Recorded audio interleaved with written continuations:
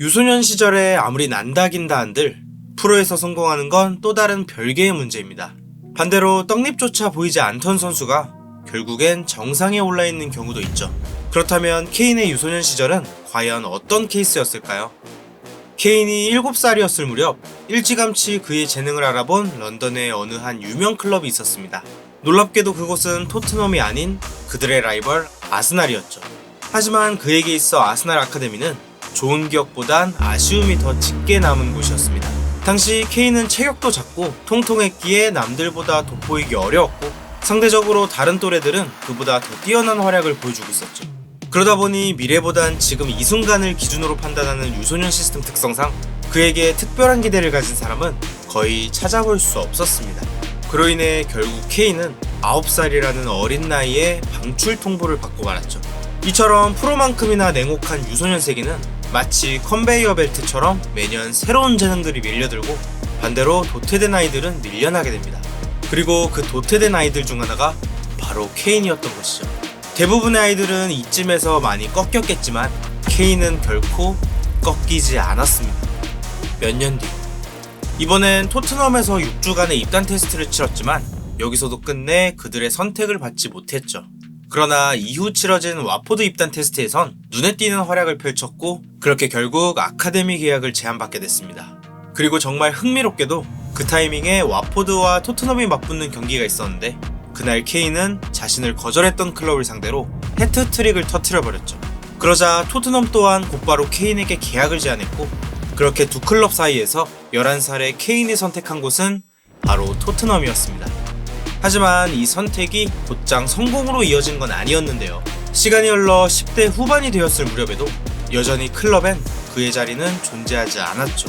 그로 인해 케인은 기회를 얻기 위해 오랫동안 임대를 떠나야만 했습니다. 3부 리그의 레이턴 오리엔트를 시작으로 2부 리그의 미럴까지. 비록 프리미어리그는 아니었지만 하부 리그에서의 경험은 그를 더욱 단단하게 만들었고 그 속에서 성장한 케인은 더 이상 어린아이가 아니었습니다. 하지만 토트넘에는 여전히 그의 자리가 존재하지 않았고 데뷔 후 세 번째 시즌임에도 케인은 또다시 임대의 늪에 빠져야만 했습니다.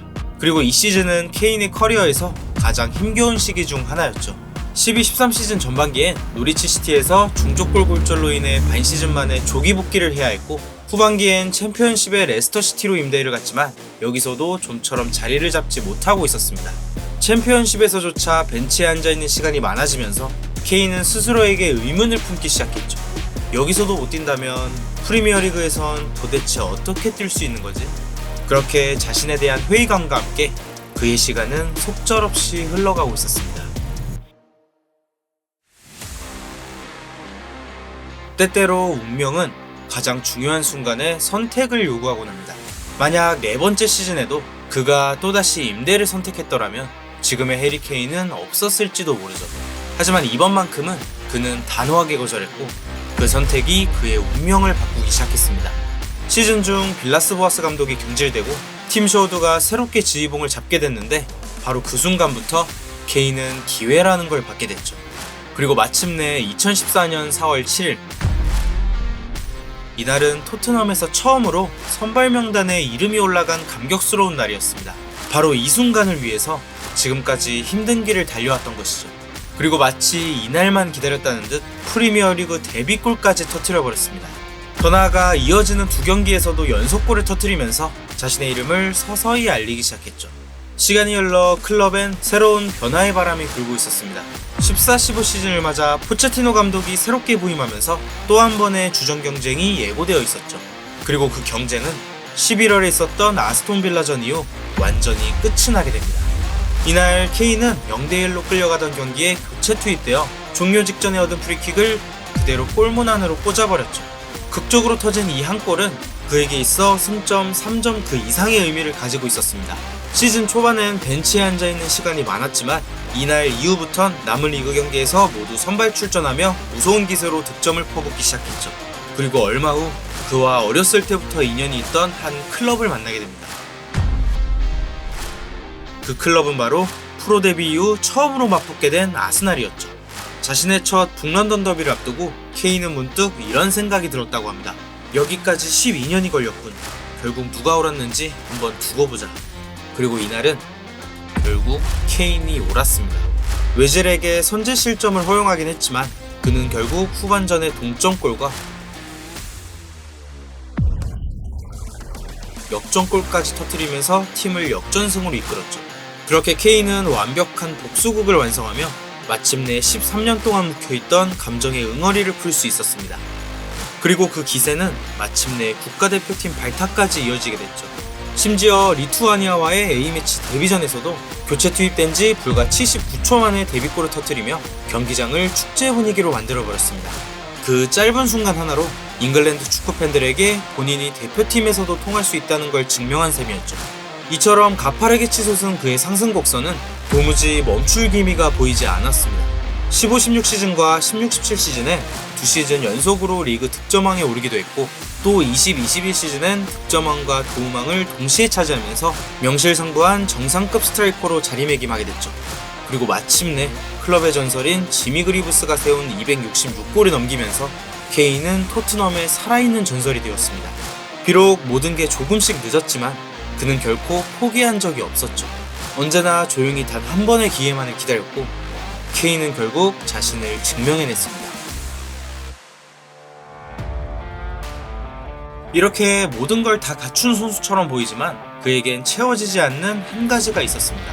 그건 바로 우승 트로피였죠. 그는 매주 경기에 판도를 뒤흔드는 게임 체인저였지만 정작 결승전에선 그런 결정적 한 방이 부족했던 건 사실이었습니다. 2015년에 있었던 리그컵 결승을 시작으로 챔피언스 리그와 유로 등 수많은 결승전을 치렀지만 단 한 번도 우승과는 인연이 닿지 않았죠. 그로 인해 케인에게도 변화가 필요한 시점이었습니다. 그렇게 2023년 8월 그는 토트넘을 떠나 바이에른 뮌헨으로 이적하게 되죠. 이때만 하더라도 케인이 그 시즌에 트로피를 드는 건 당연한 수순처럼 여겨졌습니다. 여러분도 잘 알다시피 바이에른 뮌헨은 11시즌 연속 분데스리가 우승을 차지한 구단이었기 때문이죠. 하지만 23-24 시즌의 뮌헨은 충격 그 자체였습니다. 입단 직후 열린 슈퍼컵에서 뮌헨은 라이프치히에게 0-3으로 완패했고 이후 포칼컵에서도 3부 리그 팀인 자르브 위켄에게 충격적인 패배를 당하며 탈락하고 말았죠. 심지어 11시즌 연속 우승을 이어가던 리그마저 레버쿠젠의 돌풍에 밀려 우승컵을 내주고 말았습니다. 결국 유니폼만 바뀌었을 뿐 케인의 저주는 여전히 풀리지 않고 있었죠. 하지만 아까도 말씀드린 대로 그는 결코 포기하는 인물이 아니었습니다. 무관에 대한 수많은 비판적인 의견이 있을지언정 그럴수록 케인은 끊임없이 성장하고 있었죠. 그러다 보니 케인의 저주는 점점 옅어지고 있었고 드디어 끝이 보이기 시작했습니다. 시간이 흘러 2025년 5월 5일 시즌 막판까지 우승을 다투던 레버쿠젠이 우승부를 거두는 순간 바이에른 뮌헨은 남은 경기와 상관없이 리그 우승을 확정 지을 수 있었죠.